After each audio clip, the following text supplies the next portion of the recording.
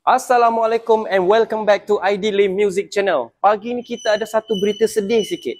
Berita sedih sangat untuk seorang brother Myvi ni. Kesian betul lah nasib dia. Aku tak tahulah nak cakap apa dengan. Kenapa? Ada sebab. Dia kata tengah elok dia bawa kereta masa balik kampung hari tu. Tengah bawa elok tu ada babi melintas. Dah lah langgar babi. Babi tak mati. Bumper yang pecah. Aduh. Okeylah. Kan aku jadi mengutuk pula owner. Baiklah, so aku teruskan saja. Sementara owner tu nak sampai sekejap lagi, apa kata korang subscribe dulu channel aku, korang bagi satu like dan korang share. Dan kalau korang minat dengan video aku ni, kasih komen kat bawah.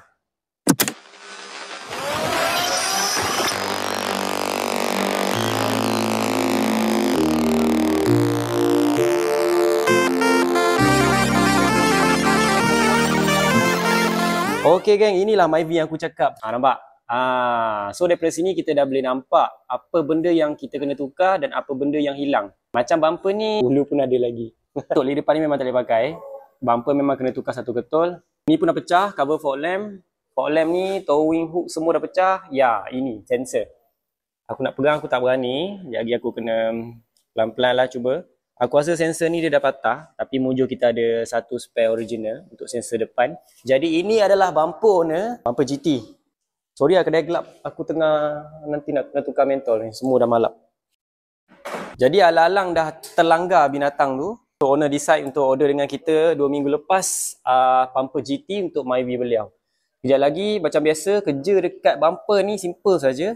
Kena tebuk lubang sensor, buat 2 lubang untuk sensor depan. Lepas tu logo cabut, letak kat sini balik. Lepas tu standby untuk makin-makin lubang klip kat sini.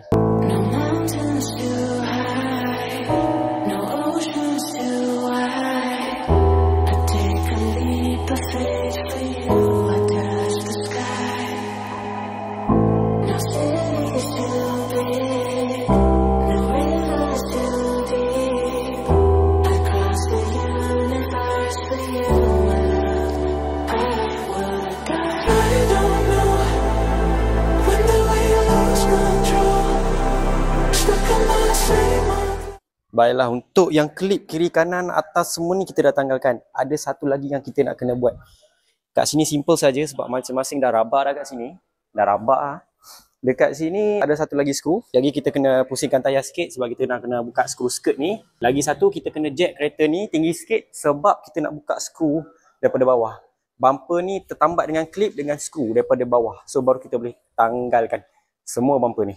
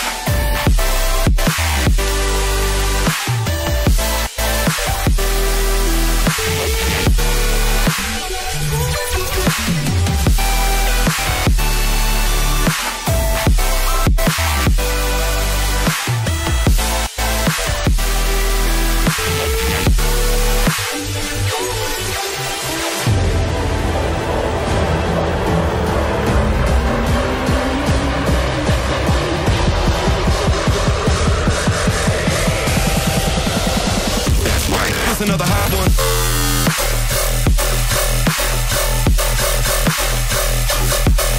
Get up.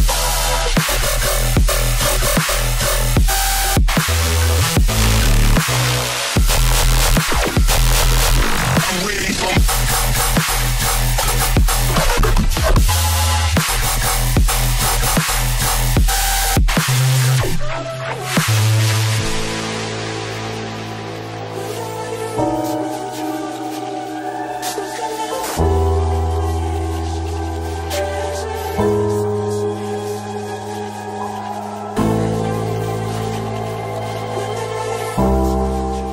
1 jam weh aku kat sini.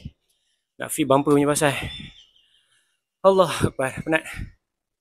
Sebab belah sini ke Mac, fender semua dia tarik. Nampak? Korang boleh tengok fitting dia kat situ.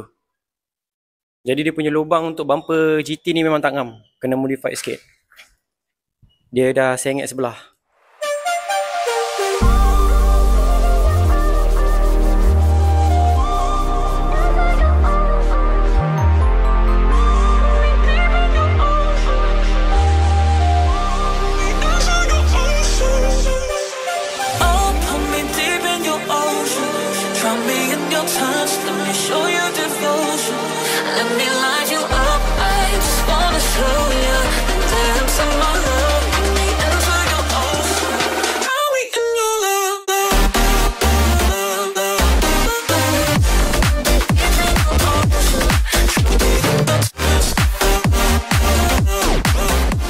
Okey geng, kita dah siap pasang bumper GT. Okey, yang tadi asalnya bumper ni pecah. Sekarang kita dah tampal yang baru. Tampal yang baru padahal ganti yang baru. Okey, tadi aku dekat sejam juga aku melopong kat sini. Sebab aku nak tarik fitting dia ke sini sebab nak ikat skru kat sini. Sini ada macam tertarik sikit, kemat sikit. Kalau korang boleh bezakan nampak. Kalau korang tengok mata kasar memang takkan nampak. Kamera takkan nampak. Tapi dekat kat dalam kamera ni, kat sini dia ada rapat sikit, kat sini ada macam tarik sikit. Pasal nak dia punya ada celah-celah sikit. Yang ni tak tahu lah, ni bukan ni aku rasa ni masa bonnet tutup kot. Tapi sekarang fender dia semua dah tarik. Owner dah tarik dulu, dah ketuk dulu baru owner order bumper hari tu. Okey. So ini dia kita buat tadi. Wiring DRL semua settle, sensor depan, logo kita dah pindah. Fitting belah sini saya puas hati. Sebelah sini tak boleh buat apa lah. Tak boleh buat apa. Sebab dia dah tertarik sikit. Tapi boleh lah, alhamdulillah lah. Asalkan dapat ikat pun cukup dah.